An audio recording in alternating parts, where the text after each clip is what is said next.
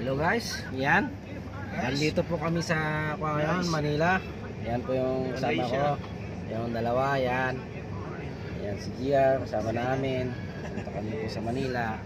Pero ngayon dito po sa EDSA, ay sobrang traffic. Ayan po. Oh, makikita niyo po. Ayan. Oh. Yan.